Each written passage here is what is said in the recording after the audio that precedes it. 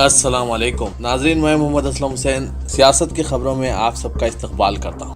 مغربی بنگال کی وزیراعلیٰ ممتا بنرجی نے الزام لگایا ہے کہ مرکزی وزیر داخلہ امت شاہ نے اسمبلی انتخابات سے قبل ٹی ایم سی قائدین کو ہراساں کرنے کے لیے ایک سازش تیار کی ہے۔ انہوں نے جاننا چاہا کہ آیا الیکشن کمیشن کیا ان سے ہدایت لے رہا ہے۔ چیف منسٹر نے یہ بھی کہا کہ اگر بی جے پی روزمرہ کے معاملات میں مداخلت کرتی رہے گی تو وہ انتخابی کمیشن کے دفتر کے باہر احتجاج کے لیے مجبور ہو جائیں گی۔ ممتا نے دعویٰ کیا کہ امت شاہ اپنی ریلیوں میں عوام کی کم شرکت سے بوکھلاہٹ کا شکار ہو گئے ہیں۔ اتر پردیش کے وزیر اعلیٰ یوگی آدتیہ ناتھ نے بنگال کے اسمبلی انتخابات کے لیے بی جے پی کی طرف سے مہم چلاتے ہوئے الزام لگایا ہے کہ ترنمول کانگریس حکومت لاء اینڈ آرڈر سے جڑی ہر چیز کی مخالفت کرتے ہوئے ہندوؤں کے جذبات سے کھلواڑ کر رہی ہے۔ انہوں نے مغربی بنگال کے وزیر اعلیٰ کو مشورہ دیا کہ وہ ایسا کرنے سے گریز کریں۔ بی جے پی کے اسٹار کیمپینر نے کہا کہ اگر ممتا ایسا نہیں کریں گی تو عوام نے انہیں اقتدار سے بے دخل کر دیں گے۔ وہ مختلف مقامات پر ریلیوں سے خطاب کر رہے تھے۔ انہوں نے کہا کہ ممتا ہندوؤں کے جذبات سے کھیل رہی ہے۔ دنیا کے 30 انتہائی آلودہ شہروں میں سے 22 ہندوستان میں سے ہیں۔ دہلی دنیا میں سب سے زیادہ آلودہ دارالحکومت قرار پایا ہے۔ ایک نئی رپورٹ میں یہ بات سامنے آئی ہے۔ سوئٹزرلینڈ کی ایک تنظیم IQ Air نے یہ رپورٹ تیار کی ہے جسے پوری دنیا میں جاری کیا گیا۔ تاہم رپورٹ میں کہا گیا ہے کہ دہلی کے ہوا کا معیار 2019 کے مقابلے 2020 میں بہتر ہوا ہے۔ دہلی کے علاوہ 21 دوسرے آلودہ شہر غازی آباد، بلند شہر، جلال پور، نوئیڈا، گریٹر نوئیڈا، کانپور، لکھنؤ، میرٹھ، آگرہ، مظفر نگر، راجستھان کا بھیواری، ہریانہ کا فرید آباد، فتح آباد، گروگرام، یمنا نگر، روہتک اور بہار کا مظفر پور ہے۔ رپورٹ کے مطابق دنیا کا سب سے زیادہ آلودہ شہر چین کا زنجیانگ ہے، جس کے بعد 9 ہندوستانی شہروں کا نمبر ہے۔ سپریم کورٹ نے گجرات فسادات کے دوران جاں بحق رکن پارلیمنٹ احسان جعفری کی اہلیہ ذکیہ جعفری کی درخواست پر 13 اپریل کو سماعت مقرر کی ہے، جنہوں نے 2002 کے فسادات کے دوران اس وقت کے چیف منسٹر گجرات نریندر مودی کو SIT کی طرف سے کلین چٹ دیے جانے کے فیصلے کو چیلنج کیا ہے۔ جسٹس AM کھنولکر کی زیر قیادت بینچ نے ذکیہ جعفری کی طرف سے پیش ہوتے ہوئے سینئر ایڈوکیٹ کپل سبل کی درخواست کا نوٹ لیا۔ گجرات حکومت کی جانب سے پیش ہوئے سالیسیٹر جنرل تشار مہتا نے اس سماعت کو ملتوی کرنے کی درخواست کی مخالفت کی اور آئندہ ہفتے سماعت کی خواہش کی۔ SIT کی طرف سے پیش ہوتے ہوئے سینئر ایڈوکیٹ مکل روہتگی نے بھی التوا کی مخالفت کی اور کہا کہ اس معاملے پر فیصلہ ہونا چاہیے۔ ہندوستان میں گزشتہ سال کورونا وائرس کی وبا پھیلنے سے قبل CAA، NPR اور NRC کے خلاف جم کر مظاہرے ہوئے، جو عالمی وبا کے سبب یکایک تھم گیا۔ BJP کی زیر قیادت مرکزی حکومت کے منصوبوں کے خلاف شدید احتجاج ہوا، لیکن حکومت شہریان اور مختلف احتجاجی سیاسی و غیر سیاسی گوشوں کو مطمئن کرنے میں ناکام رہی۔ یوں زیادہ سے ایک سال گزر گیا۔ اب مرکزی وزارت امور داخلہ نے ظاہری طور پر نئی چال کے ساتھ نیشنل پاپولیشن رجسٹر یعنی NPR کو اپڈیٹ کرنے کی کوششیں شروع کر دی ہے۔ وزارت داخلہ کی سالانہ رپورٹ 2019-20 میں اور باتوں کے ساتھ ساتھ NPR کا تذکرہ ہے۔ مرکزی حکومت ایک ویب پورٹل کے ذریعے شہریان کو موقع فراہم کرنے والی ہے کہ NPR کے ذریعے خود کو اپڈیٹ کر لیں۔ NPR کو پہلی مرتبہ 2010 میں شہری قواعد 2003 کے دفعات کے تحت منعقد کیا گیا تھا۔ اتر پردیش شیعہ وقف بورڈ کے سابق چیئرمین وسیم رضوی کی قرآن مجید سے 26 آیات حذف کرانے کے لیے سپریم کورٹ سے رجوع ہونے کی حد درجہ مذموم حرکت پر خود اس کا خاندان مشتعل ہو گیا ہے۔ چھوٹے بھائی ظہیر رضوی نے ایک ویڈیو بیان میں ریمارک کیا کہ وسیم رضوی پاگل ہو چکا ہے۔ اب نہ میں، نہ میری بہن اور نہ میری والدہ نے وسیم کے ساتھ کوئی رشتہ برقرار رکھا ہوا ہے۔ ہم نے رشتہ داری کا تعلق 3 سال قبل ہی ختم کر دیا تھا۔ ہمارا ٹھوس یقین ہے کہ قرآن میں ایک نقطے کا تک رد و بدل نہیں ہو سکتا اور اللہ تعالیٰ اس کا محافظ ہے۔ حکومت گجرات نے کہا کہ اس نے 4 بڑے شہروں احمد آباد، وڈودرا، سورت اور راجکوٹ میں 17 مارچ سے 31 مارچ تک رات 10 بجے تک صبح 6 بجے نائٹ کرفیو لاگو کرنے کا فیصلہ کیا ہے۔ سابق میں کرفیو کے اوقات رات 12 بجے تک صبح 6 بجے تھے، جو منگل تک جاری رہے۔ حکومت نے واضح کیا کہ نائٹ کرفیو کے دوران لازمی خدمات حسب معمول جاری رہیں گے۔ پارلیمانی اسٹینڈنگ کمیٹی نے مرکزی وزارت اقلیتی امور سے کہا ہے کہ وہ اقلیتی طلباء کے لیے فراہم کی گئی اسکالرشپ کے فنڈ کے بے جا استعمال کو روکنے کے لیے ریاستوں سے مل جل کر کام کریں۔ پارلیمانی اسٹینڈنگ کمیٹی برائے سماجی انصاف اور امپاورمنٹ نے 2021-22 کے امداد کی طلب کا جائزہ لیتے ہوئے رپورٹ جاری کی۔ رپورٹ میں اس بات پر حیرت کا اظہار کیا گیا کہ اسکالرشپ کی فراہمی میں سست روی کی وجہ سے وزارت اقلیتی امور اقلیتوں کے لیے مختص کردہ بجٹ کے استعمال میں ناکام رہی۔ اگرچہ کہ عام بجٹ میں اقلیتوں کے لیے رقم کم کر دی گئی تھی، اس کے باوجود متعینہ رقم کا خاطر خواہ استعمال بھی نہیں کیا گیا۔ سابقہ حکومت نے اقلیتوں کے لیے 5,000 کروڑ روپے مختص کیے تھے۔ موجودہ مودی حکومت نے اس رقم میں 1,000 کروڑ روپے کی کمی کرتے ہوئے 4,000 کروڑ روپے مختص کر دیے تھے۔ حکومت نے وضاحت کی کہ اسکالرشپ اسکیم کے لیے رقم میں کوئی کمی نہیں کی گئی۔ دیگر وزارتوں کی جانب سے رقومات کا بھرپور استعمال کیا گیا، لیکن وزارت اقلیتی امور نے فنڈ کا خاطر خواہ استعمال نہیں کیا۔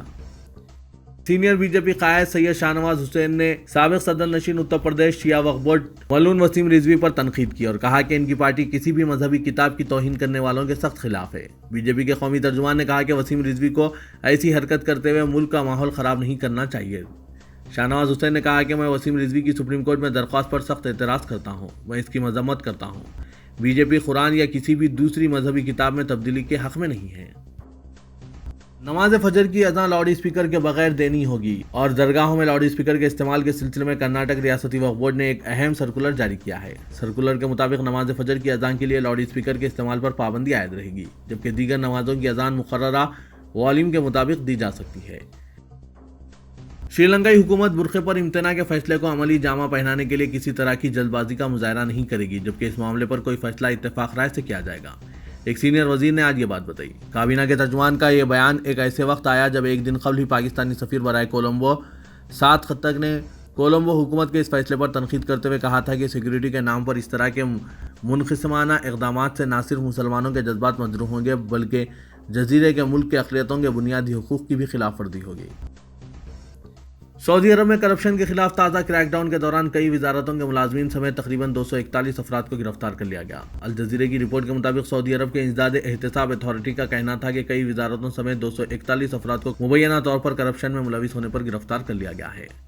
سعودی عرب کے نیشنل اینٹی کرپشن کمیشن نے اپنے بیان میں کہا کہ مشتبہ افراد میں وزارت داخلہ، صحت، میونسپل اور دیہی امور، ہاؤسنگ، تعلیم، انسانی بہبود، سوشل ڈیولپمنٹ، کسٹم اور پوسٹل کے ملازمین شامل ہیں۔ رپورٹ میں کہا گیا ہے کہ گرفتار افراد کے خلاف رشوت لینے، اختیارات کا غلط استعمال اور جعلسازی کے الزامات ہیں۔ تلنگانہ حکومت عوام پر کسی بھی نئے ٹیکس کا بوجھ عائد کیے بغیر ریونیو سرپلس بجٹ برائے مالیاتی سال 2021-22 تلنگانہ اسمبلی میں پیش کرے گی۔ وزیر فائنانس ہریش راؤ 18 مارچ کو اسمبلی میں بجٹ پیش کریں گے۔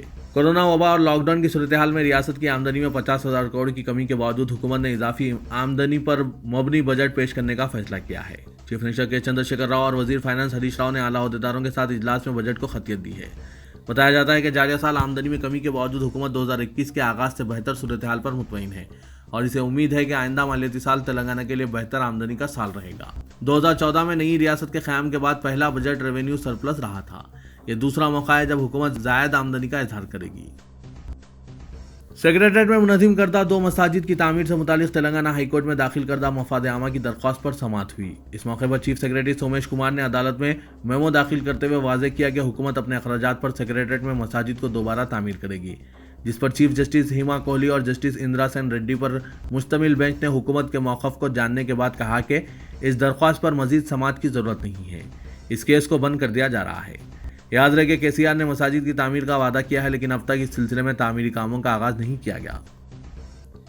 ریاست تلنگانہ میں کورونا کا زور بڑھتا جا رہا ہے۔ ایسا لگتا ہے کہ کورونا سے اسکولی طلبہ اور اساتذہ زیادہ متاثر ہو رہے ہیں۔ کاماریڈی اور کریم نگر کے بعد اب حیدرآباد کے ناگل میں کورونا کا تازہ واقعہ پیش آیا، جہاں اقلیتی اقامتی اسکول میں 38 طالبات کورونا سے متاثر ہو گئے۔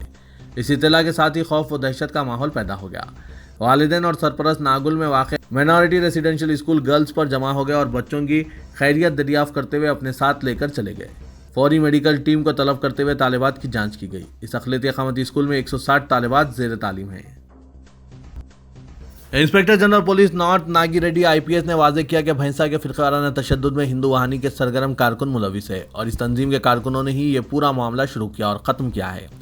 سنتوش نامی ضلع کے ہندو وہانی کے صدر کی ایما پر ہی آتش زدگی کے واقعات پیش آئے اور سنتوش کی گرفتاری کے بعد سنسان مقامات پر ہونے والے واقعات رک گئے۔